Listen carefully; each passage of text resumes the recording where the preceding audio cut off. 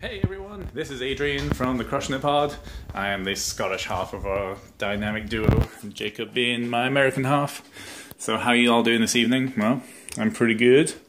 Just downstairs again, making myself another cup of tea before I go to bed. Sunday afternoon, my Sunday was pretty good. Pretty boring, I guess, compared to Mr. Jacob's. What do we do? Cleaned house, played with my kids. And went to the park, had a good time, then relaxed, had dinner, and now everyone is in bed, and I'm downstairs just tidying up. So I want to apologize for my video yesterday. I rewatched it. Man, it was pretty bad. Yeah, it was pretty monotone, pretty slow, pretty boring. So I apologize for that firstly. Secondly, I wanted to speak about an email. Wow, I can't talk today. An email that we got. And it is addressed to me from a Mr. Duncan Smith up in Pennsylvania. Hey, Duncan. So he says, thank you so much for this awesome podcast and vlogs that you do, guys. You really make me smile sometimes. Sometimes. We're not that funny. He says, I have a couple of questions. So first of all, Adrian, why do you always wear white t-shirts or white v-neck shirts while you're making your vlogs? Well, there's a really good reason for this. Thank you for the question. These are my undershirts. So during the day, I'm in Florida, down here in Pensacola. It's like 80 degrees already, and I sweat. Of course I do. I'm a medium, large size guy, and I sweat a lot. So this is my undershirt. And I wear my t-shirts, my polos, whatever, on top of this. So when I get home, after whatever I've been doing throughout the day, I just kind of strip off and leave my undershirt on. And I take my pants off, put on some nice comfy shorts. And yeah, that's why I am when I make my vlogs. Okay, so let's keep reading. So question number two. We heard earlier in your podcast, I think it was episode 1 or 2, when you were talking about the Zika virus. Why do you get so stoked and so excited when you're talking about science? Well, and he goes on to say some other cool stuff about the show, and then he says bye. So thanks very much, Duncan from Pennsylvania, and keep watching, keep listening.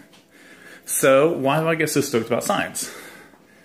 Well, science has been in my life for probably over half my life now. I started really showing an interest in science when I was in high school, when I was like 15 or 16 maybe, and I'm like 32, I'm going to be 33 this year. So I started off in chemistry. Chemistry was my favorite subject. I took chemistry and physics, and I had a huge crush on my chemistry teacher. And oh, I almost remember it. I've been trying to remember her name all day. And she changed it. She got married. So if any of my Scottish friends back home remember what her name was, email me, let me know. Crushing, without the G, itpod@gmail.com. What was her name? I can't remember. So, chemistry. I love chemistry because she was really attractive, and I really liked that. And it just stood out in all my classes that I did. So in like my final year of high school, I took chemistry, physics, and biology, and I think I took history as well, just so I could make up my hours. And physics was okay. I kind of did okay in it. But chemistry and biology, oh my god, it was so amazing. And I eventually dropped physics when I went into college, and I took a straight biology degree. No, that's a lie. I took biochemistry, and when I took that first chemistry course in college, oh my god, it was terrible. I hated it so much. I passed it just about, but I really didn't like it. But biology, wow, it just jumped up at me, and I was just like, wow, biology is amazing. It's like it just creates everything in life. And so I dropped chemistry, it went away, and I did a straight biology degree. And I did 4 years of that, and then my first job out of university, college, I went into a research job with the university I was studying with. And all I did for like 8 months straight was extract DNA from blood.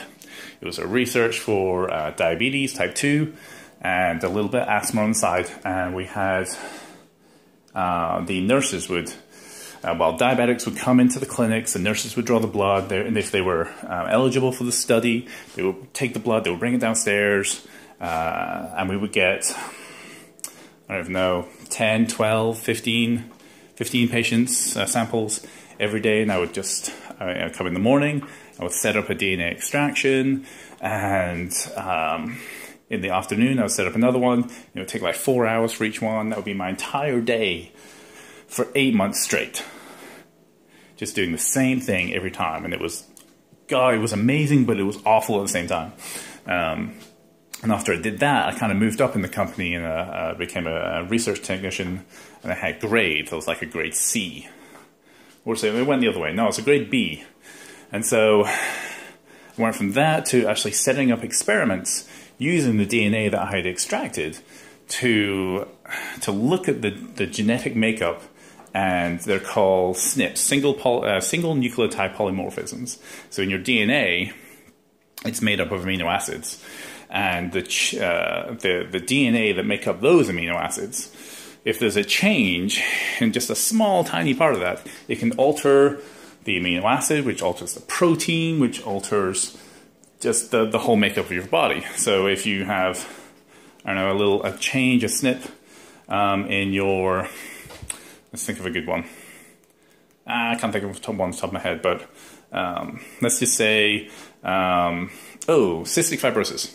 So if you have a change in one of your proteins, which is from a SNP in your DNA, that protein might fold incorrectly, a little differently from the normal, and then you have a buildup of mucus in your lungs, and then you're going to get cystic fibrosis, or something like that.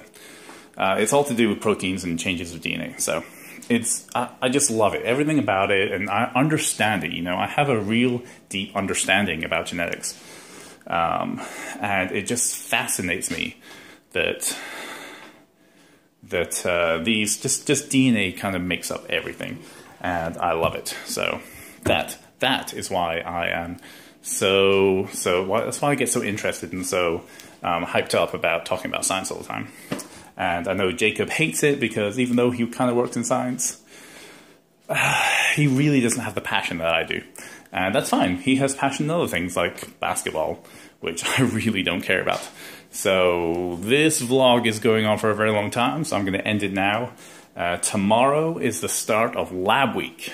It's awesome. It's a national week where we celebrate everything that is the medical lab scientist and all the cool work that they do. So for this year in my lab, wow, I'm out of breath talking about this. This is cool. This year, for this week, I am heading up. I'm the coordinator for Lab Week, so I'm setting everything up. So I'm going to be up early tomorrow, and we're going to be doing a lot of cool stuff. So my vlogging is potentially going to be completely about that tomorrow, and I'll probably try and hit up Jacob, and we'll try and do like a dual vlog with us both on here, so we can talk about it, all the cool stuff that happened or cool stuff that didn't happen, and that's about it. So if you want to hit us up, like I said, crushing without the G, pod@gmail.com. Search for us on Facebook, just type in Crushing It Pod, and we're going to pop up.